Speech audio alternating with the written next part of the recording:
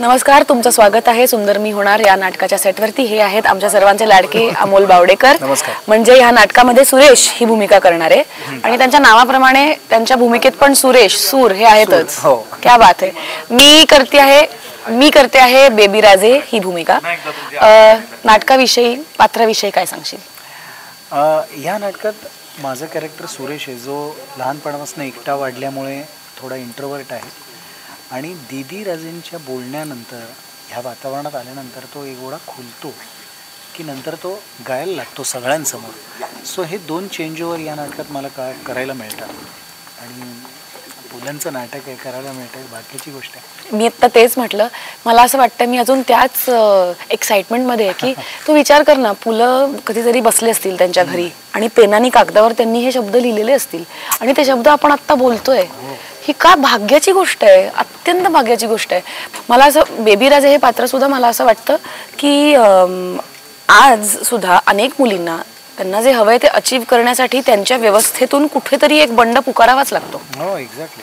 त्यामुळे हे पात्र कधी लिहिलंय पुलंनी, पण ते आजही तितकंच रेलेव्हंट आहे. ही 58 सालात 58 बघ ना रे, मला एवढं फॉरवर्ड एखाद्या मुलीने असणं, हे सुचणं, हे सुचणंच, ही विजन असणंच इतकी मोठी गोष्ट आहे. पण तरी सुद्धा मी आत्ता बोलत होते की तेव्हाची मुलगी साडीत फिरणं आणि मी आत्ता शर्ट पॅन्ट घालून माझी जी बॉडी लँग्वेज झाली आहे त्यात साडीत फिरणं, यात किती फरक आहे. तू पण, कारण आपलं बोलणं झालं होतं याविषयी की साडी नेसून तू अख्खी मालिका केली आहेस एक तशी. त्यामुळे तर मला असं वाटतं ते शोधायला मला फार मजा आली, जसं मी तुला म्हणत होते. पण हे खरंच आहे की कुठल्याही कलाकाराला ऑलवेज नवीन भूमिका मिळाल्यानंतर ती शोधेपर्यंत तो जो प्रवास असतो. रिहर्सल म्हणून आम्हाला जास्त आवडतात, परफॉर्म करायला रिहर्सलला यासाठी आवडतात कारण ती वाट शोधणं हा जो प्रकार आहे हा त्यात मिळतो. म्हणजे पुलंच्या एका नाटकामध्ये अजून पुलंनीच असं लिहिलंय की शिकार करण्यामध्ये मजा नाहीये तेवढी शिकार शोधण्यामध्ये. क्या बात है, क्या बात है. तसंच आहे, ते कॅरेक्टर शोधायला जी मजा येते ती खरी मजा आहे. Absolutely, absolutely. आणि आमच्या ह्या आत्ताच्या गप्पांमधनं तुम्हाला कळत असेल की आमचं नातं रिहर्सलमध्ये कसं होतं, आम्ही किती मजा मस्ती धमाल केली. त्यामुळे तुम्ही सगळ्यांनी जरूर या आमचं नाटक बघायला, सुंदर मी होणार.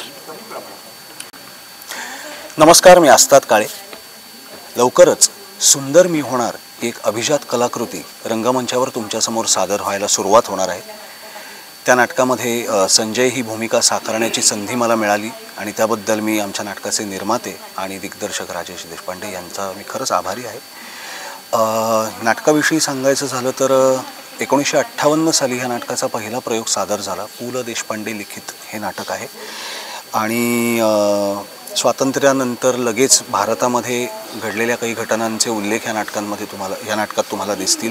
त्याचे त्या कुटुंबावर, त्या कुटुंबातल्या सदस्यांवर होणारे परिणाम या नाटकामध्ये तुम्हाला दिसतील.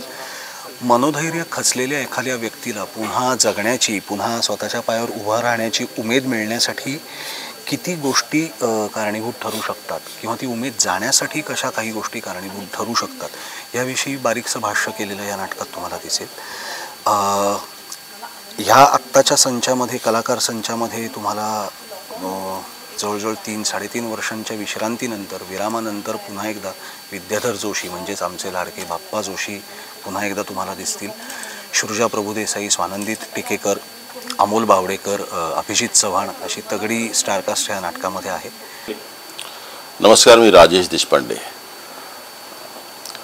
आकाश भडसावळे आणि करण देसाई हे आमच्या तरुण निर्मात्यांनी निर्मित केलेलं आपले लाडके भाई पु ल देशपांडे यांचं अजरामर नाटक सुंदर मी होणार याचं दिग्दर्शन करण्याचं भाग्य मला लाभलं आहे. आणि हे नाटक येत्या 12 जूनला बालगंधर्व रंगमंदिर पुणे येथे रात्री 9 वाजता याचा शुभारंभ होतोय. 13 तारखेला यशवंत नाट्यगृह माटुंगा येथे प्रयोग आहे आणि सलग प्रयोग आहेत. या नाटकामध्ये अत्यंत उत्तम कलावंत काम करत आहेत.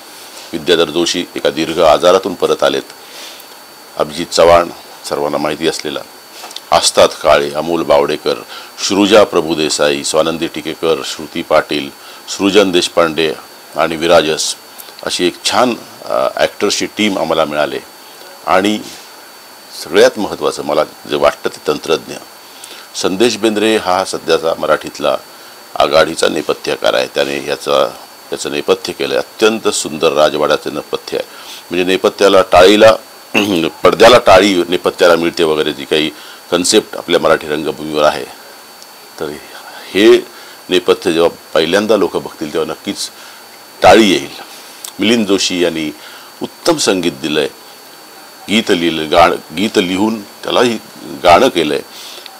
नंतर मंगल केंकरेंची वेशभूषा आहे. अशी एक छान टीम आम्हाला मिळाले. आणि सगळ्यात महत्त्वाचं म्हणजे आपले पु ल देशपांडेंचं लिखाण. आणि ह्या लिखाणाला न्याय देण्याचा आम्ही सगळ्यांनी प्रामाणिकपणे प्रयत्न केला आहे. आता तुम्ही आमचं नाटक बघायला या आणि आम्हाला ऊर्जा द्या, आमचा उत्साह वाढवा. आणि पुलंचं हे त्याला म्हणतो स्मृती 25वं वर्ष आहे आणि सुनीताबाईंचं जन्मशताब्दी वर्ष आहे. हा एक वेगळा योगायोग या वर्षी आहे. आणि सुदैवाने आता सगळीच मराठी नाटकं उत्तम चालत आहेत. त्यात आमच्या एका नाटकाची भर पडेल अशी आम्हाला आशा वाटते. तर कृपया आमचं नाटक बघायला या. धन्यवाद.